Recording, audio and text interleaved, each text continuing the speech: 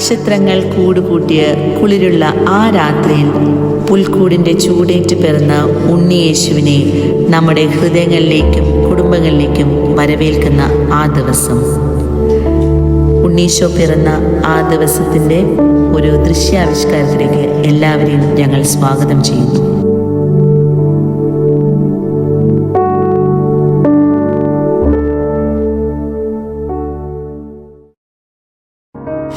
യേശുവിൻ്റെ ജനനം ഇപ്രകാരമായിരുന്നു. ഗലീലയിൽ നസ്രത്ത് എന്ന പട്ടണത്തിൽ ജോസഫ് എന്ന പേരായ പുരുഷനുമായി വിവാഹനിശ്ചയം ചെയ്തിരുന്ന മറിയത്തിൻ്റെ അടുത്തേക്ക് ഗബ്രിയേൽ മാലാഖ പ്രത്യക്ഷപ്പെട്ടു. ദൈവകൃപ നിറഞ്ഞവളെ, സ്വസ്തി, കർത്താവ് നിന്നോട് കൂടി. മറിയമേ, നീ ഭയപ്പെടേണ്ട, ദേവസന്നിധിയിൽ നീ കൃപ കണ്ടെത്തിയിരിക്കുന്നു. നീ ഗർഭം ധരിച്ച് ഒരു പുത്രനെ പ്രസവിക്കും. നീ അവന് യേശു എന്ന് പേരിടണം. അവൻ വലിയവനായിരിക്കും. ഇതെങ്ങനെ സംഭവിക്കും? ഞാൻ പുരുഷൻ അറിയുന്നില്ലല്ലോ. പരിശുദ്ധാത്മാവ് നിന്റെ മേൽ വരും. അത്യുന്നതന്റെ ശക്തി നിന്റെ മേൽ ആവസിക്കും. ദൈവത്തിന് ഒന്നും അസാധ്യമല്ല. ഇതാ കർത്താവിൻ്റെ ദാസി, നിന്റെ വാക്ക് എന്നിൽ നിറയട്ടെ.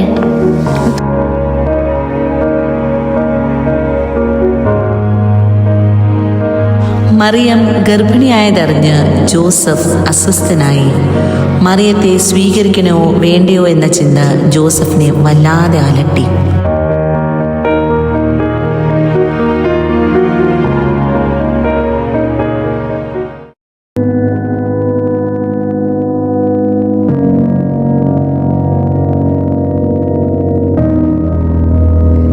ദാവീദിന്റെ പുത്രനായ ജോസഫ്, മറിയത്തെ ഭാര്യയായി സ്വീകരിക്കാൻ നീ ശങ്കിക്കേണ്ട. അവൾ ഗർഭം ധരിച്ചിരിക്കുന്നത് പരിശുദ്ധാത്മാവിലാണ്. അവൾ ഒരു പുത്രനെ പ്രസവിക്കും. നീ അവന് യേശു എന്ന് പേരിടണം. എന്തെന്നാൽ അവൻ തൻ്റെ ജനത്തെ പാപങ്ങളിൽ നിന്ന് മോചിപ്പിക്കും.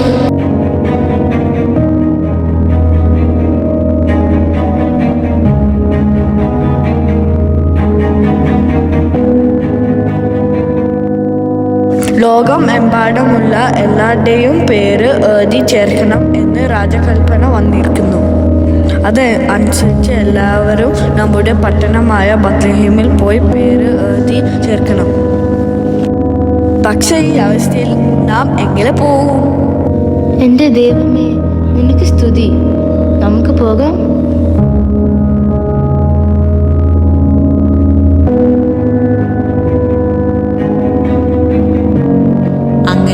ഗർഭിണിയായ ഭാര്യ മറിയത്തോടു കൂടി ജോസഫ് ബെത്ലഹേമിലേക്ക് യാത്രയായി.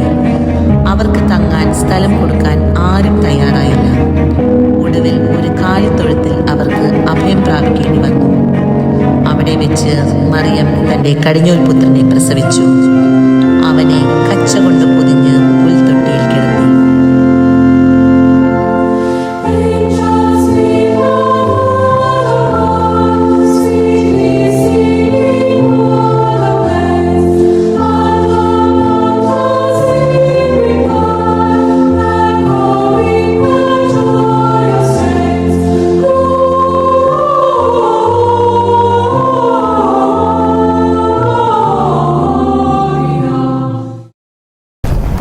ആ പ്രദേശത്തെ വയലുകളിൽ ആടുകളെ രാത്രി കാത്തുകൊണ്ടിരുന്ന ഇടയന്മാർ ഉണ്ടായിരുന്നു.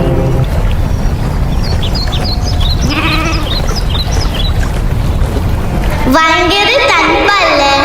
അതെ, തണുത്ത് വരയ്ക്കുന്നു.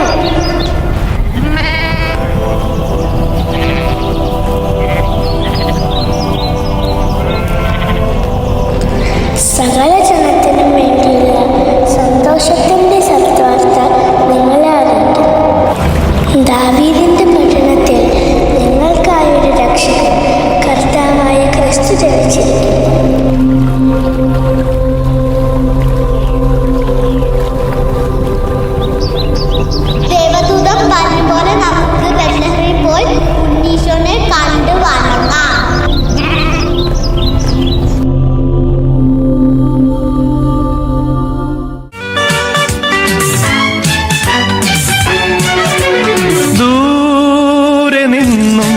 ദൂരെ ദൂരെ നിന്നും മരുഭൂവിൻ വഴികളിലൂടെ ഒരു കാലിത്തൊഴുത്തു തേടി 3 രാജാക്കന്മാരെത്തി. അതാ അവിടെ നക്ഷത്രം. അതെയോ? അപ്പോൾ പൂർവികർ പറഞ്ഞ പോലെ നമ്മൾക്കൊരു പുതിയ രാജാവ് ജനിച്ചിരിക്കും. ഉടൻ പുറപ്പെടാം, നമ്മുടെ പുതിയ രാജാവിനെ വണങ്ങാം. നമ്മൾ കേരള പൊന്നും മേരും കുന്തിരിക്ക സമർപ്പിക്കാം.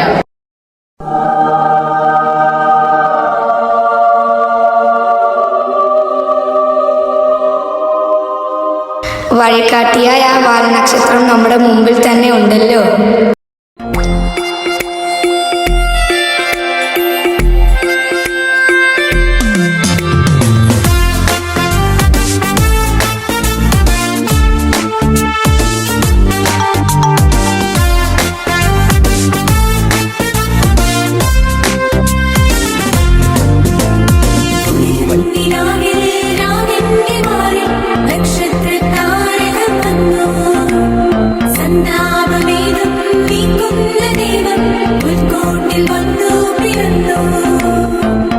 ും